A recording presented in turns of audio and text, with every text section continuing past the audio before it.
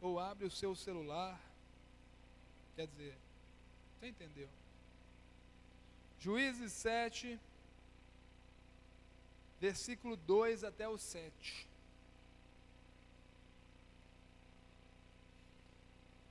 Juízes 7, do versículo 2 até o 7. Quem encontrou fala, me esquenta, Senhor. Oh, aleluia, Ele vai te esquentar aqui. Juízes 7, 2, a palavra diz assim: E o Senhor disse a Gideão: Você tem gente demais para eu entregar Midian nas suas mãos, a fim de que Israel não se orgulhe contra mim, dizendo que a sua própria força o libertou. Anuncie, pois, ao povo que todo aquele que estiver tremendo de medo poderá ir embora do monte de Gileade. Então 22.000 homens partiram e ficaram apenas 10.000. Mas o Senhor tornou a dizer a Gideão: ainda há gente demais, desça com eles à beira d'água, e eu separarei os que ficarão com você. Se eu disser, este irá com você, ele irá. Mas se eu disser, este não irá com você, ele não irá.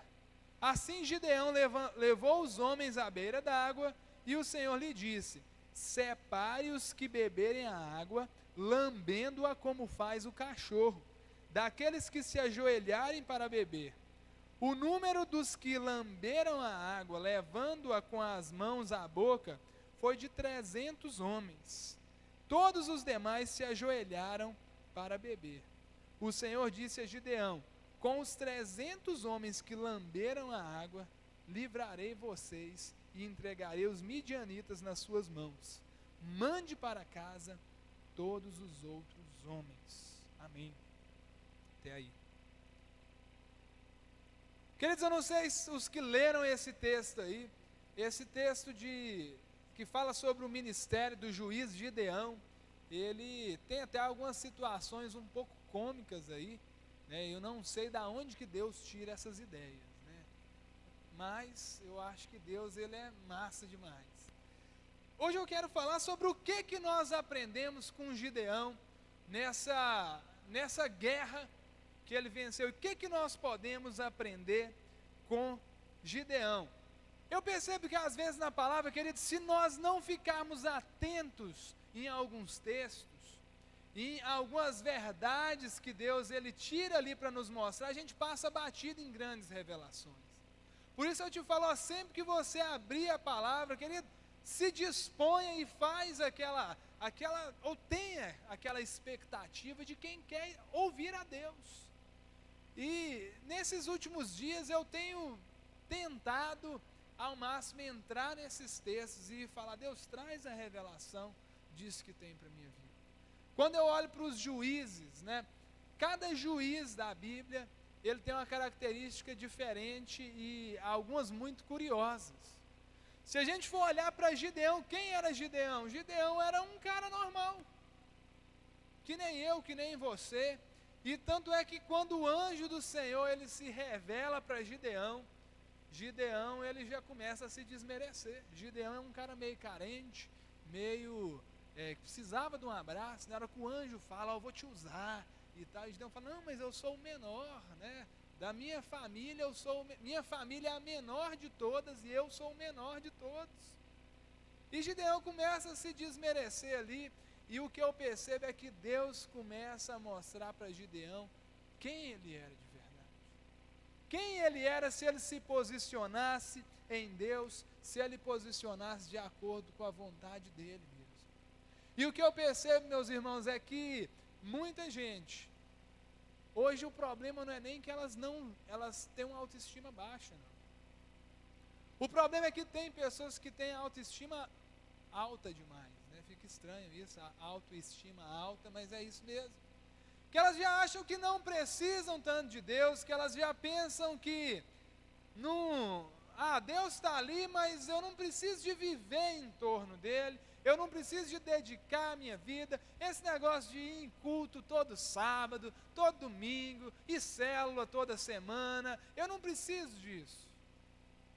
Ou então pessoas que quando vão criando um certo tempo com Deus, elas vão se afastando de Deus ao invés de se aproximar. Começam a ficar críticas demais, tudo elas reparam a coisa, elas não vêm mais para um culto para receber de Deus, para oferecer algo para Deus e sair daqui com algo de Deus. Isso é um grande problema, porque e Gideão começa a se desmerecer ali, e o que eu percebo é que Deus começa a mostrar para Gideão que talvez falaram, está muito frio. Quem ele era se ele se posicionasse porque, então, em Deus? Se Jesus voltar no frio, o povo vai para o inferno. Jesus, o Rei da glória. Mas Deus, ele nos desafia a entender e aprender com o que Ele se revela para cada um de nós. E a primeira coisa, ou a primeira lição que eu tive é que Deus, ele não divide a sua glória. Repete isso comigo. Deus não divide a sua glória. Talvez isso não seja novidade para você, querido, mas na prática da nossa vida isso tem sido muito negociado. Abra a sua Bíblia de novo, deixe ela aberta, vamos reler alguns textos aqui. Eu quero trazer alguns pontos de destaque aqui. Versículo 2, primeiro versículo que nós lemos aí, a palavra diz assim: e o Senhor disse a Gideão, você tem gente demais para eu entregar Midian nas suas mãos, a fim de que Israel não se orgulhe contra mim, dizendo que a sua própria força o libertou. Queridos, é interessante que aqui acontece algo inverso do que geralmente o Senhor ele pedia. Eu não sei se vocês lembram, acho que foi na semana passada ou na retrasada, semana passada, que eu preguei sobre Josué.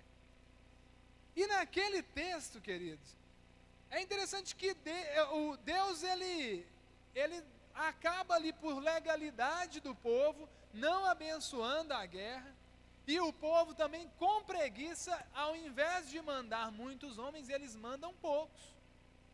Eu até falei que uma das coisas que nós aprendemos é que nós precisamos de agir com maior esforço para obter aquilo que Deus tem para nós. Nesse texto é ao contrário. Por quê? Porque Deus ele fala, olha, tem gente demais. Tem gente demais e nós precisamos aqui de remanejar essas pessoas aqui, porque senão o que vai acontecer? No final dessa guerra, eles vão dizer assim, nós somos fortes demais. O exército de Israel é o exército mais temido de todo o Oriente. E não diriam, glória a Deus que nos deu essa vitória. Então Deus fala, tem gente demais. O exército que estava acampado, gente, era de 32 mil homens. 32 mil homens, um exército que depois foi reduzido para menos de 10%. Um exército de 32 mil homens foi reduzido para 1%, na verdade, aí. Deus não deixou nem o dízimo, né? Esse povo vai ver. Eu não sei você, querido, mas se eu fosse Gideão naquela hora, eu falava, tem alguma coisa errada aqui. Senhor, nós éramos 32 mil e tínhamos tremendo de medo. Vocês viram que a primeira chamada de Deus é os que tiver tremendo de medo, sai fora. E tremer de medo, querido, é tipo assim, eu não sei se você já tremeu de medo, né? Ontem estava dando uns pipocos, não sei se era foguete, o que era à noite, e de repente um pipoco eu estava tomando banho, estourou parece no fundo da minha casa. Eu nem sei que mistério foi esse, se foi o foguete, se foi o que. Eu tomei um choque lá na hora, assim, depois eu fiquei macho de novo, assim, aí eu abri a janela, né, fui ver, assim, mas na hora a gente dá uma tremida. Aqui fala de um povo que estava tremendo de medo. Não foi um relance de medo, porque um medo, você dá aquele tranco assim, né, talvez a gente sempre tem, mas era um povo que, gente, nós vamos para a guerra. O que vai ser de nós? Nós vamos morrer, nós vamos viver e tal. povo estava tremendo de medo, Deus manda sair. Não, vocês estão tremendo de medo, nós não precisamos de vocês não. Depois Deus reduz aquele exército para 300 homens. E aí eu vejo que Deus estava querendo mostrar para Israel, e mostrar, olha, a glória é minha, sou eu que faço. E quantas vezes nós demoramos a entender isso, queridos? Tem muita gente que não entende isso, que não é a nossa força. Não tem a ver comigo, tem a ver com Deus. Às vezes as pessoas, elas chegam em pessoas usadas por Deus e elogiam e idolatram e querem dizer assim: nossa, esse aqui é um homem de Deus, faz uma oração por mim, querendo transferir uma glória que é única a Deus. Não se iluda, tudo o que não rende glória a Deus não subsiste, não irá subsistir. Quem sou eu, querido? A hora que uma pessoa chega me elogiando, uma pessoa chega falando algo, ou uma pessoa comenta, né? Olha aquela oração que você fez e tal, e eu já falo, glória a Deus, glória a Deus. Por quê? Nós não sabemos lidar com glória. Você sabe por que a glória é toda de Deus, querido? Porque o homem não sabe lidar com a glória. Olha na história da humanidade, os grandes homens que tentaram buscar a glória, o que eles fizeram? Geralmente são histórias de morte, histórias de destruição, histórias das piores coisas. Hitler, Alexandre o Grande, quem mais? Nabucodonosor, que a gente tem um exemplo bíblico.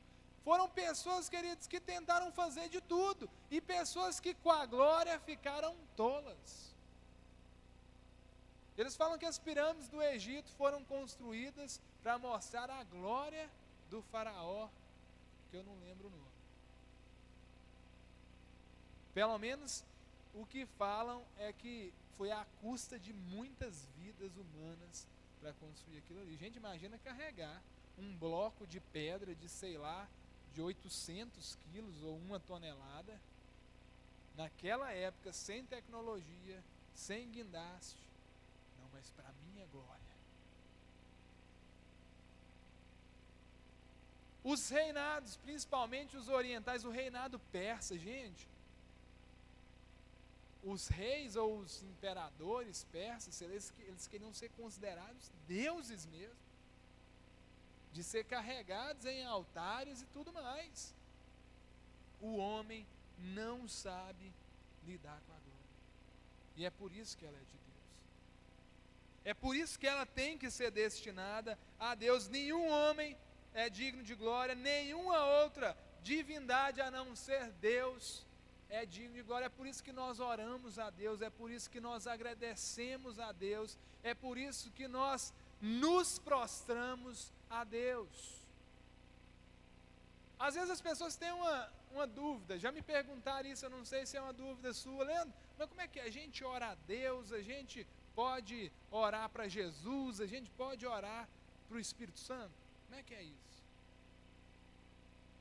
É um Deus, queridos, é um Deus só, né? Você pode, a honra, a glória é desse Deus, Pai, Filho e Espírito Santo. A Bíblia nos ensina a orar, pedir a Deus em nome de Jesus. É uma forma de trazer o simbolismo de quem tem glória no céu, né? Deus, em nome de Jesus, nós oramos. Agora, nós não temos que orar em nenhum sentido, em nome do pastor Emerson, em nome Valdomiro Santiago. Não tem glória aí, queridos, são homens, como eu e você, homens, que o que faz a diferença é o Deus que está nesses homens, amém? Mas e os santos, né? Apóstolo Paulo, homens que oravam e não pegavam a glória que não era deles, era de Deus. Talvez isso é bem certo para você, mas Deus também não aceita dividir a glória dele com as coisas desse mundo, amém? Deus não aceita. Deus não aceita dividir a glória com os prazeres desse mundo. E isso é o que tem pegado os crentes hoje, queridos. Você sabe por quê? Por uma época, o sinônimo de devoção a Deus era de pobreza? Eu não sei, você já deve ter visto aqueles filmes que representam a Idade Média, principalmente. Os homens ali que se dedicavam a Deus, era visto que riqueza era do diabo, e se você quisesse ser de Deus, você tinha que ser pobre. Pobreza era sinônimo de maior espiritualidade. É claro que isso era um extremo, querido, que dizia o quê? Geralmente os ricos, eles esbanjavam, eles começavam a confiar só nas suas riquezas.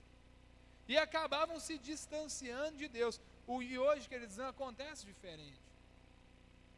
As pessoas, elas começam a glória que era de Deus, elas começam a dar para a festa. Elas começam a dar pelo prazer da carne.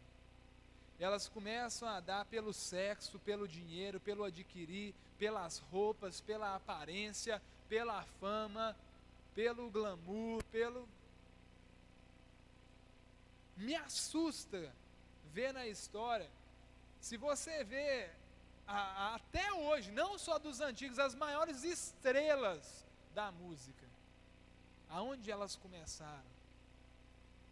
Em cima da plataforma de uma igreja adorando ao Senhor. Johnny Cash, dos primórdios do rock, Elvis Presley. Me falaram que, eu li isso em algum lugar, se eu não me engano, posso estar falando besteira, mas que o pai da Katy Perry é pastor e ela cantava na igreja. Sabia, né, João Pedro?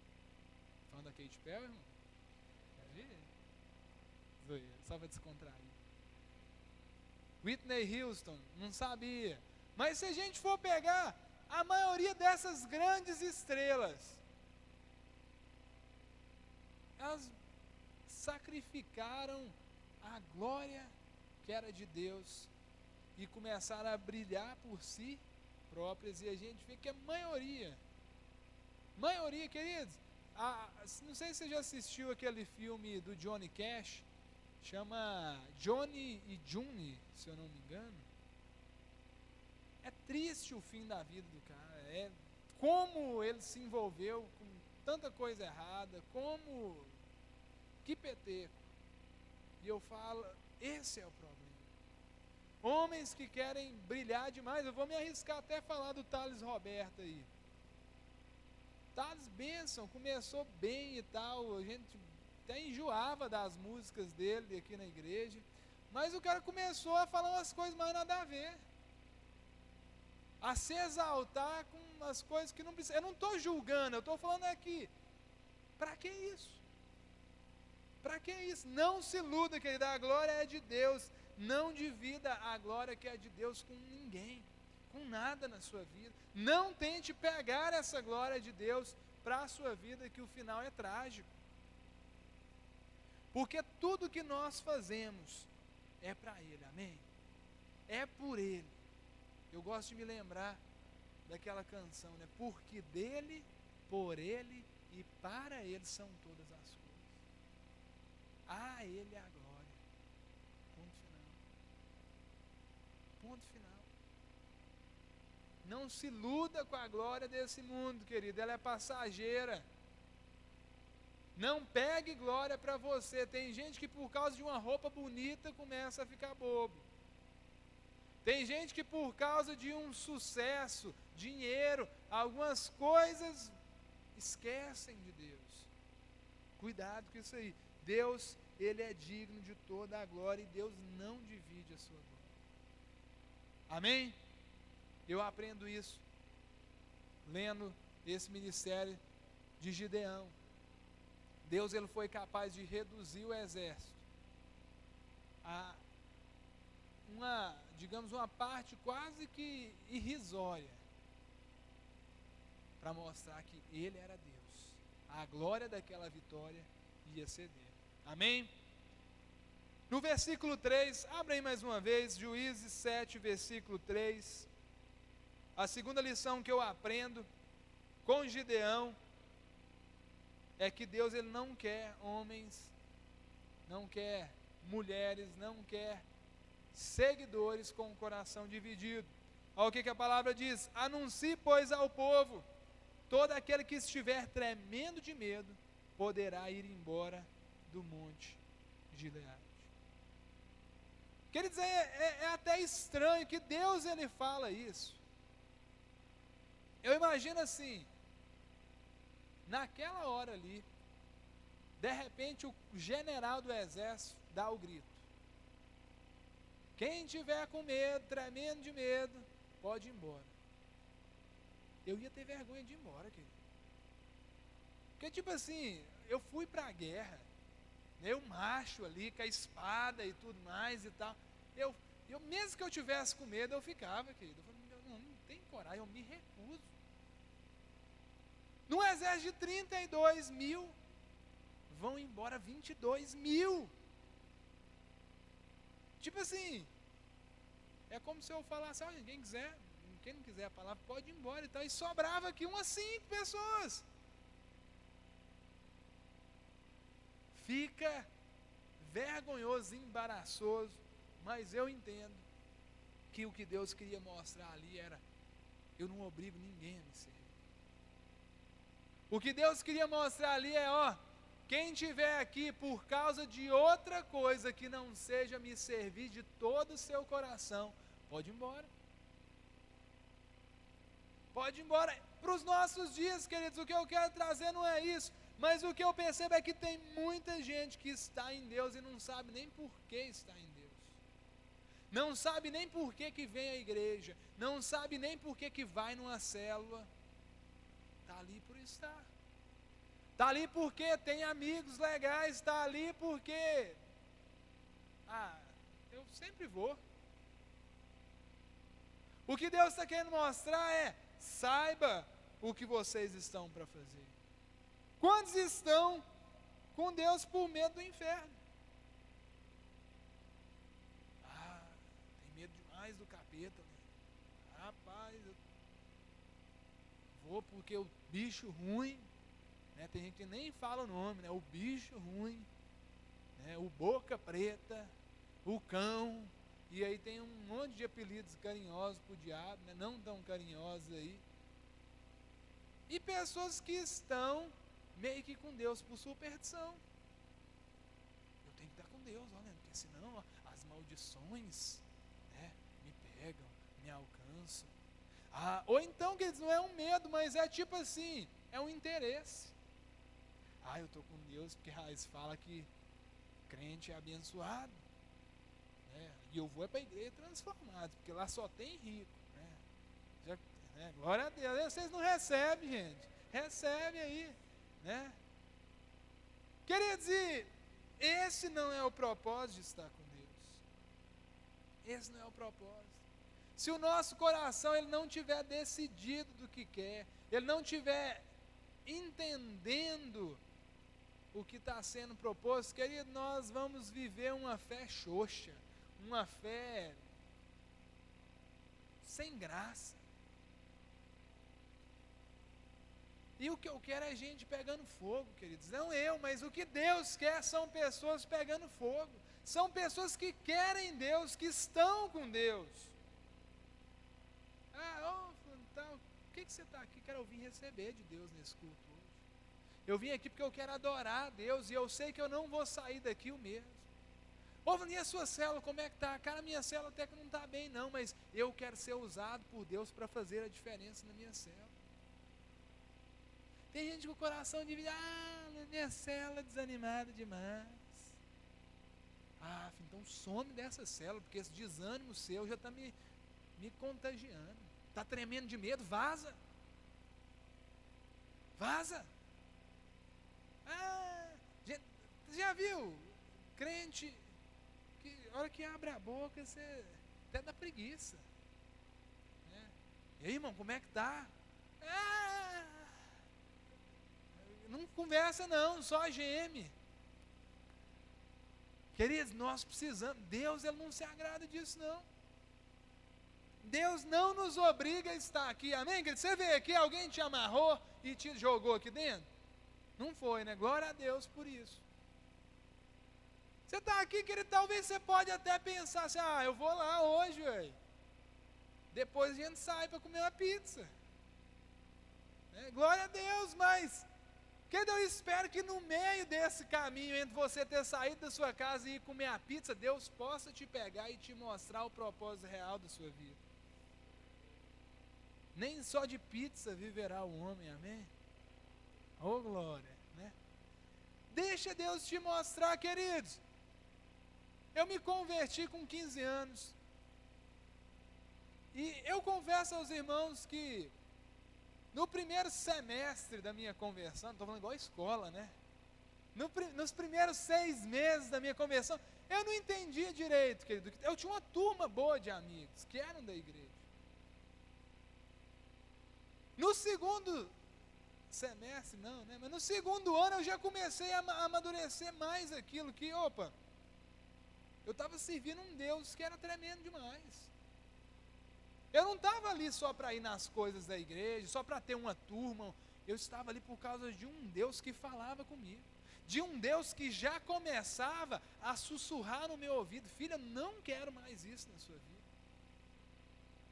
Não é uma religião, não é uma igreja que eu participo, mas é um Deus que está aqui do meu lado agora. E olha que eu vejo Deus mandando embora aqueles 22 mil homens ali. Eu peço a Deus, Deus nos dê uma igreja que não vai embora, uma igreja que não treme de medo, uma igreja que está disposta a ganhar, saquear o inferno, a ir lá e pegar as vidas que estão destruídas das piores espécies possíveis e dizer, Deus tem jeito para a sua vida, Deus transforma a sua vida, Deus me transformou, depois que Deus entrou na minha vida eu nunca mais fui o mesmo. E as pessoas que me conheciam de antes e me conhecem hoje, elas podem falar de tudo, querido. A única coisa que elas não podem falar é, o Leandro piorou. O Leandro não serve a Deus é nada, porque Deus ele tem sido vida na minha vida. Não estou falando isso porque glória, quem sou eu para ter glória? Eu já falei muito da glória, é de Deus, mas porque eu vejo isso, querido. Tem gente que tem até medo de se assumir perante as pessoas. Na minha casa de paz, a última casa de paz, quinta-feira, a pessoa falou, não sei, sua esposa não vão nessas festas. Não, parece que sábado agora, domingo, né, churrascando, né? Vocês não vão nesse tipo de festa? Eu falo, não vou, porque eu nem gosto, porque é um ambiente que não é agradável para estar. É um ambiente que não me favorece a ser um cristão. É um ambiente que eu vou lá, não falei toda nessas letras não, mas em resumo foi isso. É um ambiente que eu vou lá e eu levo a minha esposa, se eu bobear tem um tonto lá paquerando a minha esposa e eu não vou conseguir ser crente nessa hora. Uma voadora no nome de Jesus vai sair ali, né? Então, para que eu vou para um ambiente que não me favorece ser cristão? Isso, querido, vale para todas as vezes. Eu não divido o meu coração é de Deus. Da Dalila também, né? Mas mais de Deus. Por quê? Porque eu não divido. Eu não divido o meu coração com as coisas desse mundo. Eu não divido o meu coração com os prazeres. Porque eu sou todo de Deus, querido. Mesmo naquela hora que está só eu e mais ninguém, eu sou 100% de Deus. Mesmo naquela hora que você está ali, está só no seu pensamento, o meu pensamento, a minha mente tem que ser levada cativa a de Jesus. E a palavra fala que nós temos a mente de Cristo. Amém? Que eles estão entendendo isso aqui? Não divida o seu coração, Deus não quer isso. Ou amamos Deus ou amamos o mundo, ponto final. Mas não tem mais, ou ama Deus ou ama o mundo. Deus não quer pessoas isoladas. A palavra fala de pessoas separadas, amém? Nós somos sacerdócio santo, nós somos povo escolhido de propriedade de Deus. Deus não quer que você se isole desse mundo, mas Deus quer que você, onde estiver, influencie esse mundo. Que as pessoas elas possam olhar para você e não ver simplesmente a minha religião não permite, mas ver uma chama de Deus que queima e que fala, como? Que é isso que essa pessoa tem? Que ela não sente essas vontades que eu sinto? Ou talvez até sente, mas ela vence? Tem gente que acha que quer ser isolado, que Deus quer que nós sejamos isolados. Sabe o que é ser isolado? É como se aquela pessoa que tem uma redoma, né? Sou intocável e tal. Não, querido. Deus não quer que quando te pergunta, por que você não faz isso? De vez em quando eu tenho. Eu vejo pessoas, a minha religião não permite, né, professor? Uma pessoa falou comigo na escola esses dias, eu não vou na festa junina porque a minha religião não permite. Você também, professor? Eu falei, não é bem por isso não. É porque eu não creio que ali condiz com o que eu creio. Se eu falar, minha religião não permite, não parece que eu sou um velho rabugento não, que ele seja inteligente, mostre o que não, porque meu coração é de Deus. Eu não divido a glória que é de Deus a tantas personificações que são cultuadas no mês de junho, né, principalmente, né, não divido. Quem é digno de uma festa em louvor é o meu Deus, não é nenhum outro homem que já morreu, né? Então é por isso. Mas tenha sabedoria no se posicionar aí, amém? Terceiro lugar, abra sua Bíblia no versículo 7, Juízes 7, 7. Estão comigo aqui, amém? Juízes, capítulo 7, versículo 7. A palavra diz assim: o Senhor disse a Gideão, com os 300 homens que lamberam a água, livrarei vocês e entregarei os midianitas nas suas mãos. Amém, até aí. Quer dizer, é engraçada essa frase aqui, né? Com os 300 homens que lamberam a água. Eu falo, que habilidade é essa? Deus escolheu esses 300, quer dizer, dar umas linguadas na cara daqueles homens ali, porque se a gente for ver, é ilógico o critério de Deus. Sei lá, pensa comigo, ninguém bebe água assim, né? Parece que pelo que dá a entender, uns levaram a mão e beberam, né, a água assim, e outros ficaram assim, ó. Ninguém faz isso, querido, nenhum ser humano. Só criança quando está brincando com a comida, mas um homem de guerra com a espada aqui a beber água igual um cachorrinho, querido. Não faz isso. Foram poucos, né? Talvez que Deus moveu o coração ali, ou a língua, sei lá. Mas, o que eu aprendo com isso, queridos? Deus, Ele é suficiente para a sua obra. Deus, Ele é suficiente. Deus, Ele é o veículo, Deus, Ele é o combustível, Deus, Ele é o motorista. O que nós somos? Nós somos os passageiros que participamos dessa glória.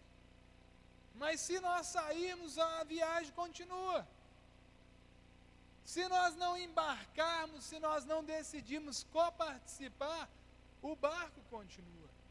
E o que nós precisamos de entender é que nós servimos a um Deus que Ele é todo poder, amém? Nós servimos a um Deus que é imanente, um Deus que Ele é grande demais, transcendente. Um Deus que não dá para explicar quem é Deus, cara, é um trem muito louco. Deus não dá para você escrever num quadro como Deus é, quem Deus é e o que Ele pode fazer. É um Deus grande demais. Um Deus que vence.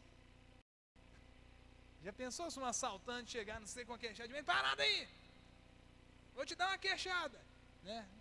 Eles vão rir da cara dele, dá um tapa na cara dele, sai daqui, né? Mas nas mãos certas, uma queixada de jumento, ela é uma arma mortífera. Querido, você pode pôr o violão mais caro daquele ali nas minhas mãos, vai sair alguma coisinha bem fraca. Não é o violão, mas é o violeiro. Não é violeiro não, né? É o violonista. Não importa quem você é, querido. Eu posso estar com um violão de $1 milhão. E pode chegar aqui, fala o nome de um instrumentista massa de violão. Eu vou pegar uma guitarra de $1 milhão na minha mão, e uma guitarra de R$150 na mão do Steve Vai, que é um guitarrista virtuoso, mundialmente conhecido. Ele vai dar um show com a guitarra de R$150, porque não é um instrumento, é quem usa o instrumento. Amém, querido?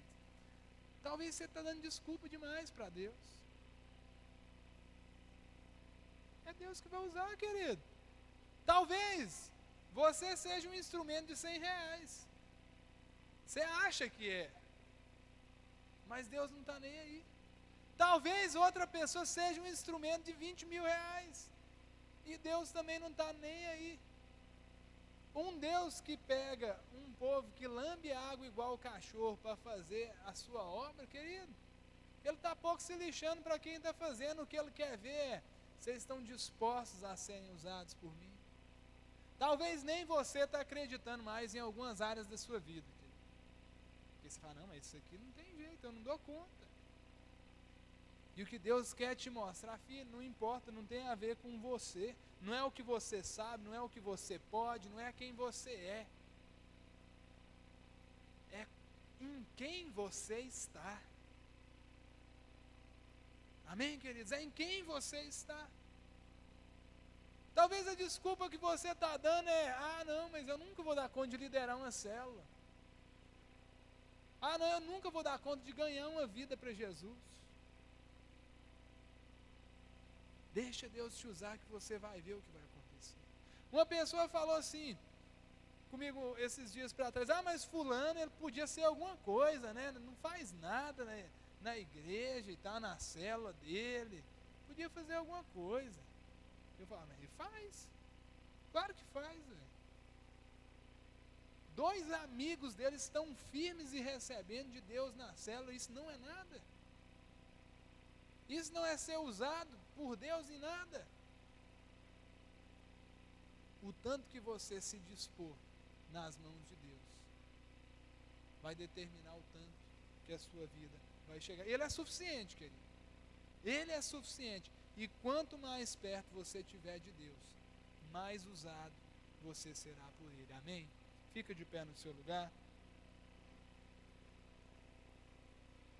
Lendo esse texto, querido, lendo essa história de Gideão, eu me lembrei daquele texto no Novo Testamento, quando fala que Deus usa as coisas loucas desse mundo para confundir os sábios. Se você terminar de ler aí, né, nós só lemos o trailer dessa história, mas o final do filme é que Israel tem uma vitória praticamente sem lutar.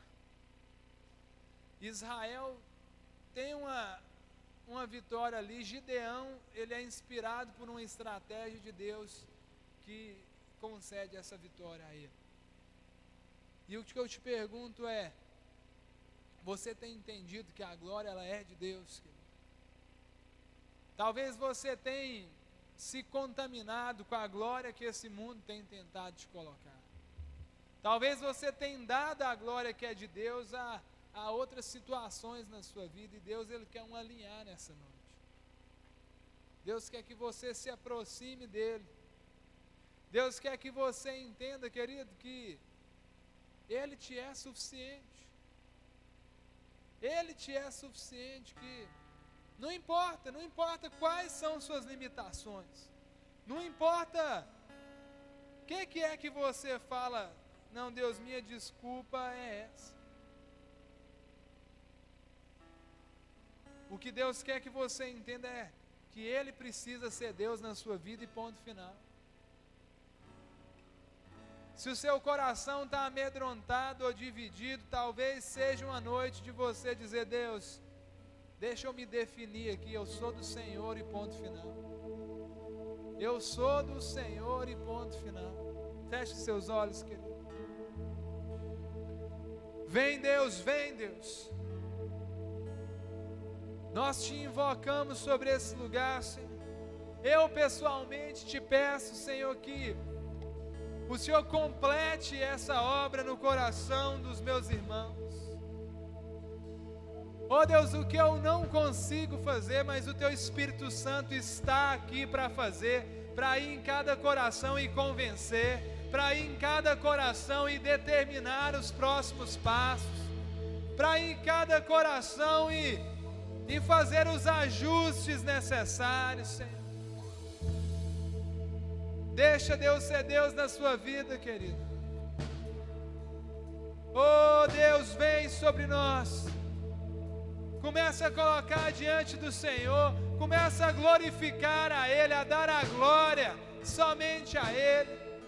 Oh Deus, nós declaramos que Tu és santo, nós declaramos que Tu és poderoso, maravilhoso. Não há outro igual a Ti, não há outro Deus digno de honra, digno de louvor, Senhor. Oh Deus, vê se há no nosso coração alguma divisão,